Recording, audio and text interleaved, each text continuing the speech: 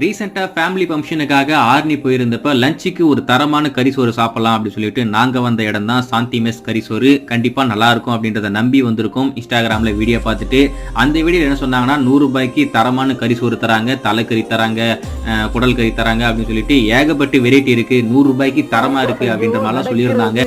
ஓடுறது, தாவுறது, குதிக்கிறது, இது ஓடுறது போடுறது. ஆனா அவங்க எனக்கு கொடுத்தது இதுவும் உங்களுக்கு ஒரே பிராண்ட். அதுல உங்களுக்கு கொஞ்சம் கன்ஃபியூஸ் ஆயிருச்சு. ஆமாண்ணே. ரைட்டு, இதெல்லாம் நம்மளுக்கு பழக்கப்பட்டது தான் அப்படின்னு சொல்லிட்டு ஃபர்ஸ்ட் நம்ம இந்த சிக்கன் கிரேவி நாக் அவுட் பண்ணுவோம் அப்படின்னு சொல்லிட்டு தொட்டு பார்த்தா செம சூடு. சிக்கன் கிரேவி எப்படி இருக்கு அப்படின்னு கேட்டீங்கன்னா, என்னை பொறுத்த வரைக்கும் சிக்கன் கிரேவி ரொம்ப சூப்பராக இருந்தது. அந்த சிக்கன் கிரேவி எத்தனை வாட்டி வேணா சாப்பிடலாம். சரி, இந்த சிக்கனை முடிச்சாச்சு, மீன் எப்படி இருக்குது அப்படின்னு சொல்லிட்டு மீன் குழம்பு ட்ரை பண்ணி பார்த்தா அங்கே தான் ஒரு மிகப்பெரிய ட்விஸ்ட்டு. வாயிலே வைக்க முடியல. எந்த அளவுக்கு புளிப்பு இருக்க முடியுமோ அந்த அளவுக்கு புளிப்பை ஏற்றி வச்சுருக்காங்க.